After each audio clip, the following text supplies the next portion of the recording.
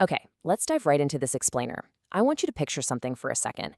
Think about exactly what happens to your body the very moment your phone goes off. You know the feeling, right? A sudden buzz in your pocket, a tiny red circle popping up with a number on it. Almost instantly, your heart rate shifts. Your palms might get just a little bit warmer, your breathing changes, maybe even imperceptibly.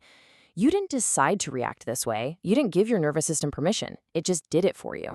So we really have to ask, why does a tiny buzz in your pocket cause such an intense, immediate physical stress response? I mean, actually think about how genuinely bizarre this is. We are talking about a small, inanimate rectangle of glass and aluminum. It has no teeth, it has no claws, it literally cannot physically harm you in any way. And yet, when it makes a sound, your biology kicks into absolute overdrive.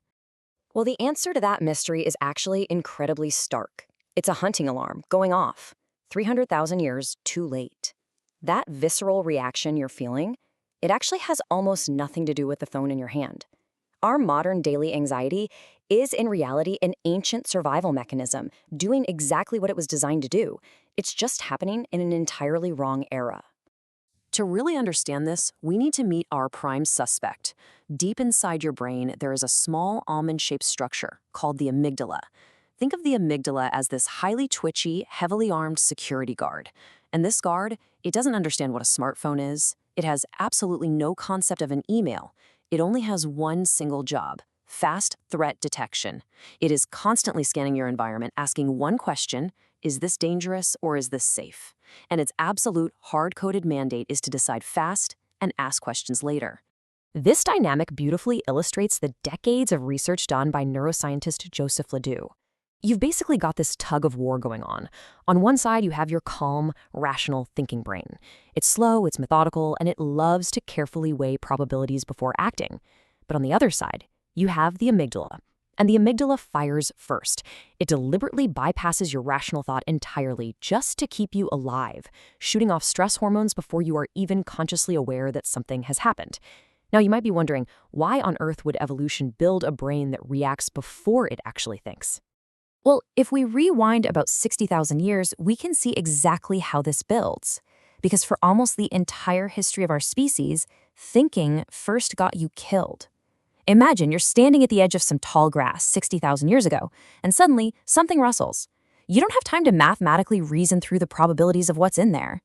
The early humans who paused to calmly and logically analyze the grass, yeah, a lot of them didn't survive to pass on that rational trait.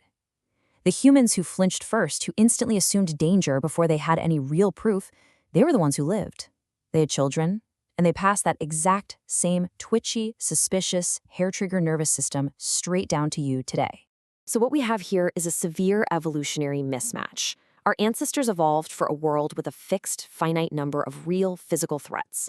We're talking predators, a bad fall, a rival tribe, maybe a dozen categories of true danger across an entire lifetime. And once that danger passed, calm quickly returned.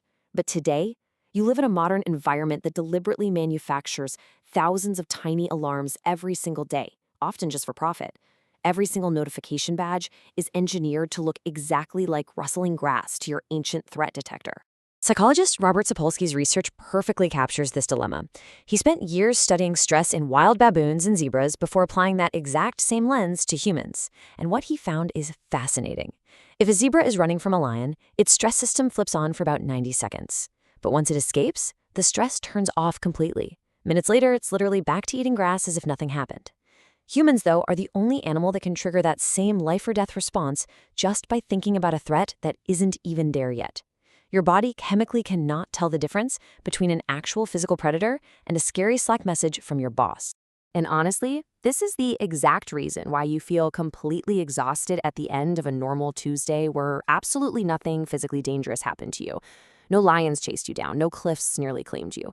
Yet, you get home and you are just wrung out, depleted, and running on empty. Why? Because your ancient fret system fired dozens of times anyway. An unread message, a weird tone in someone's text, a slightly too long pause before someone answers you.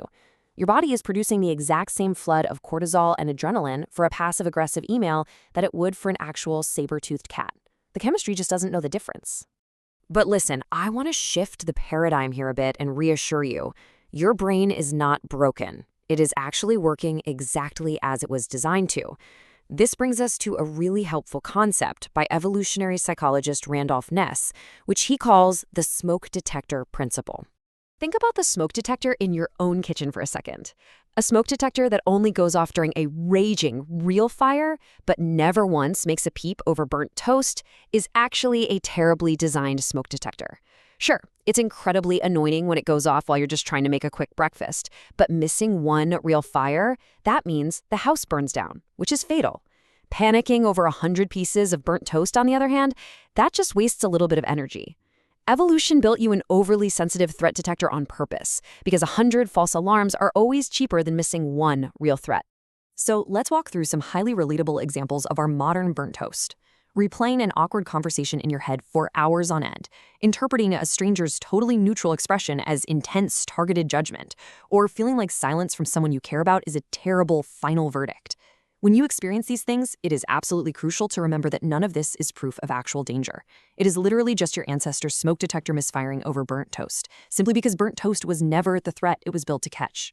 So what do we actually do with the brain wired like this, stuck in a world that never ever stops manufacturing rustling grass?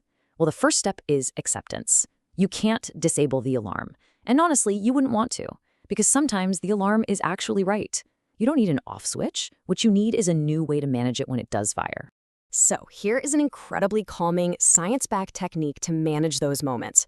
Step 1, feel the reflex. Just recognize that sudden tightness in your chest when your phone buzzes. Step 2, name the gap. Tell yourself, out loud if you have to, that is not information about the message, that is a 60,000-year-old reflex meeting a piece of glass. And finally, step 3, let your thinking brain catch up. By pausing for just a half second to name what's happening, you give your slower, modern, rational brain just enough time to step in and override the ancient system that already sounded the alarm. As we wrap up this explainer, I want to leave you with a final, slightly provocative thought. Your heart rate might have just changed again simply thinking about your phone sitting nearby right now. That isn't a weakness that you invented. It is a perfectly functioning alarm system built for a world of lions, doing exactly what it was built to do. So when the grass rustles today, when that screen lights up, what are you truly listening for? Because you see, the rustle was never really about the notification. It was always about an ancient part of you still listening, still waiting, and still totally convinced that somewhere, just out of sight in the shadows, something is about to move.